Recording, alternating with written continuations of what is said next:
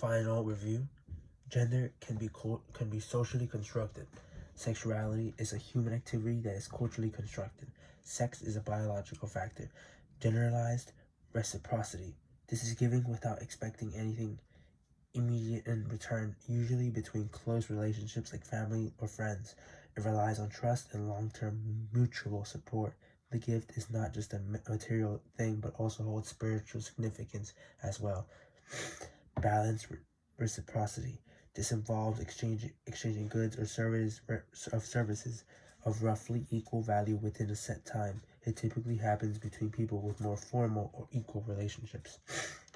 Negative reciprocity is an attempt to gain more than what is given, often through bargaining or exploitation. It usually occurs between strangers or in competitive interactions. A potluck is a ceremonial event practiced by indigenous groups of the Pacific Northwest, where leaders or hosts distribute gifts, food, and wealth to guests to display status, reaffirm social ties, and redistribute resources. It is both an economic and cultural practice, emphasizing generosity and prestige. How of the gift. The how of the gift is a concept from the archaeologist Marco Maus, referring to the spiritual or social essence of a gift that compels its recipient to reciprocate. It symbolizes the connection created between giver and receiver, ensuring the circulation of goods and relationships in a society. Wait.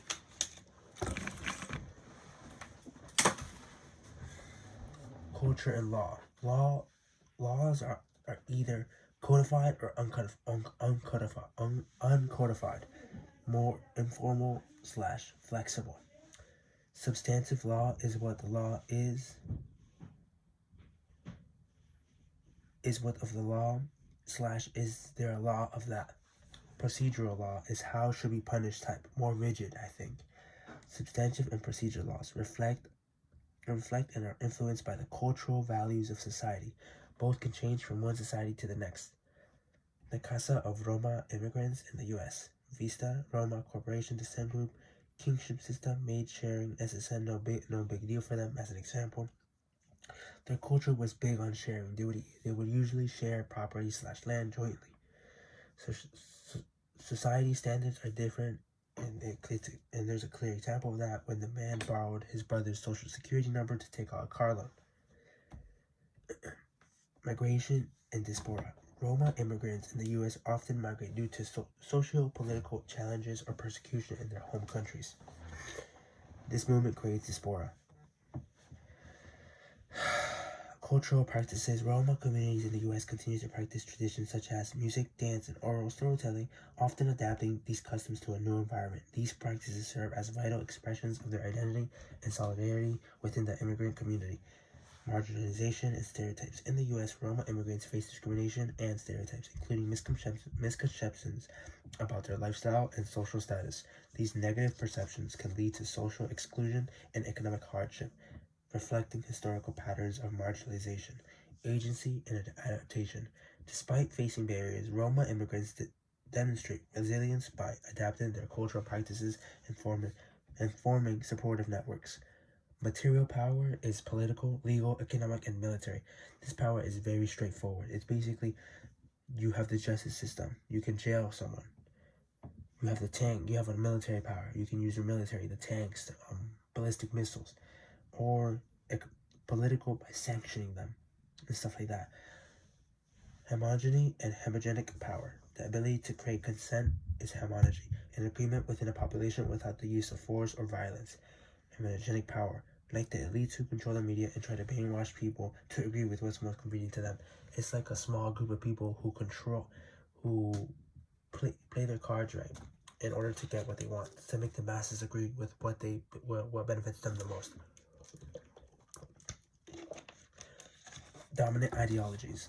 Ideas, characteristics of a power group or social class. Basically, what most of the people agree on. Political society. Expertise, direct domination over a society. Congress or parliament, courts, police, the military. Civil society, help from social and political consciousness. Schools, churches, newspapers. Homogeny, more widely accepted, more widely accepted and more shared in society, more internalized by the people in society, very difficult to challenge or question. Ideology is different though because it's more specific to a particular class and more easily challenged. Counter hegemonic forces, social and environmental movements. Group fighting environmental racism in Georgia. Environmental racism equals impoverished minorities at a higher risk of pollution because of where they live. Great example, the Shell incident. Ogani people of Nigeria against the Shell Oil Company. They tried to fight the oil company Shell, but the man who was leading the movement was arrested by the Nigerian government and had a sham court trial and was executed. They used instead of homogeny, they used military power, material power. They had to rely on material power because they couldn't establish homogeny. Counter homogenic forces, social and environmental movements. Group fighting environmental racism in Georgia. Environmental racism because Agency structure, and structural violence. Structural violence is violence that is based on the systemic ways in which social structures or institutions harm people and prevent them from meeting their basic needs by constraining their agency. I believe agency is free will. Why is structural violence difficult to see and notice? Because it is a subtle factor within politics, the economy, and society itself. Cultural relativism basically refers to the idea or an argument stray use of the concept of culture to explain away the torture or military dictatorship of other countries rather than actually understanding that's the result of structural violence. Globalization, the next topic, globalization. Intensification of global interconnection. Boundaries are increasingly porous. Basically, boundaries are easier to cross now than they ever were before.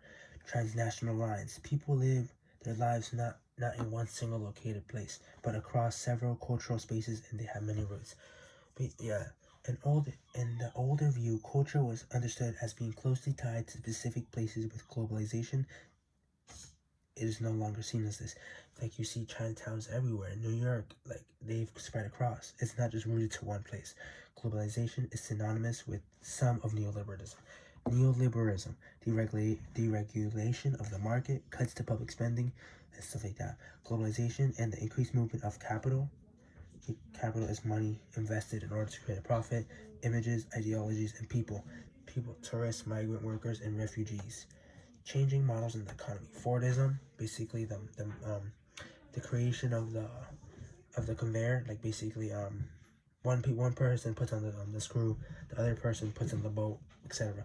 Flexible accumulation of neoliberalism, 1973 to present times. Flexible accumulation, closing the factories of the U.S. basically because they offshored.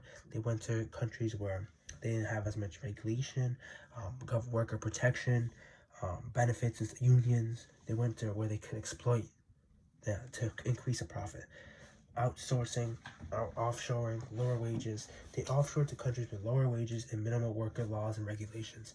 Mardia Gras is the documentary on the beads made in China, in Chinese factories where the workers were paid 10 cents while the owner made millions.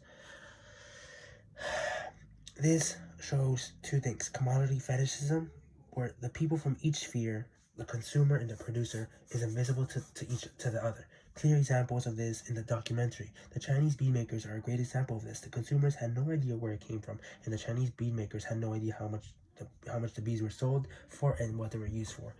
Medical anthropology. The Kuru disease was discovered in the highlands of Papua New Guinea, and endocannibalism endocannibalism is when you eat dead relatives. I think when they die. And exocannibalism is when you eat from outside of your familiar, like your family, of the people you know. Kuru was caused by mortuary cannibalism, where you would eat a piece of a dead relative, which is under endocannibalism. They only eat members outside of their group. Inside, sorry. Disease versus illness. Disease is scientifically defined, etic understanding, while illness is the opposite. It's culturally defined and emic understanding. Illness and sickness are not the same. Disease is never culturally constructed. It's because it's only based solely on science. Curing using biomedicine. Example: curing and healing are different. Curing is using medicine, like modern medicine, like biomedicine, like X-rays, MRIs, vaccines, so on and so forth. Healing is using ethnomedicine. Example: they use herbs, like stuff like that, and so on and so forth. Nancy Shepherd Hughes and the global traffic in human organs and organ stealing rumors. Hold up. Okay, now we're going to talk about the stories. The theft of life, the globalization of organ stealing rumors. Nancy Shepherd Hughes explores the pervasive and often sensationalized rumors of organ thefts, tracing their global spread and examining the social cultural implications. Shepherd Hughes delves into the way these rumors are rooted in fear, mistrust, and vulnerability, particularly in marginalized communities where social and economic inequalities exacerbate feelings of insecurity. The article highlights how organ theft stories often reflect deeper anxieties about power, exploitation, and the commodification of the body, particularly in a globalized world where trafficking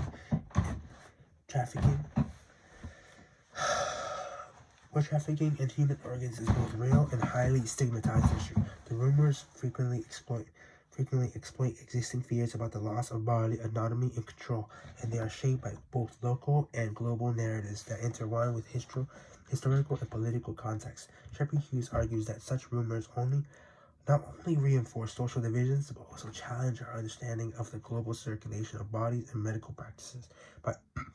By analyzing these rumors, the author sheds light on how perception of organ theft intersect with larger themes of inequality, globalization, and the commodification of life, which also critiques the way media, governments, and the elites handle these moral panics.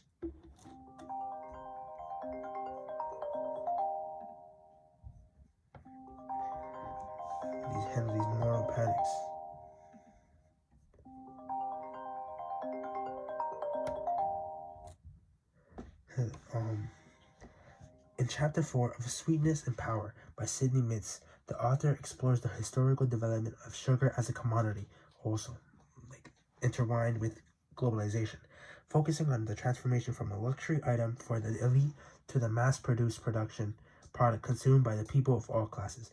Mintz traces the emergence of sugar in Europe, where it was initially used as a rare and expensive spice, primarily in medicinal and elite culinary contexts. As sugar production expanded throughout the exploitation of slave labor in the Caribbean, it became a key component of the global economy, integrated into European diets and culture. Mintz examines how this shift was driven by capitalist expansion and the triangular trade between Europe, Africa, and the Americas, with sugar serving as both a symbol of wealth and a staple of mass consumption. He emphasizes that how the sugar industry was not just about the economic exchange of a commodity, but also about the social and cultural transformations it catalyzed. The chapter also explores the impact of sugar on social hierarchies, especially in terms by class and race, highlighting how it shaped and reinforced power structures in the Atlantic world by examining the ways sugar became integral to European life. Mintz sheds light on how food systems, colonialism, and economic forces are deeply interconnected. Another reading we're supposed to read was Land of Open Graves. Basically refers to the U.S. Operation PTD, which made illegal immigrants go through the harsh deserts in hopes that it would deter them, but it didn't. More immigrants came through the time that program was on, and it just led to more deaths. Yeah, that's all. All right. Hoorah.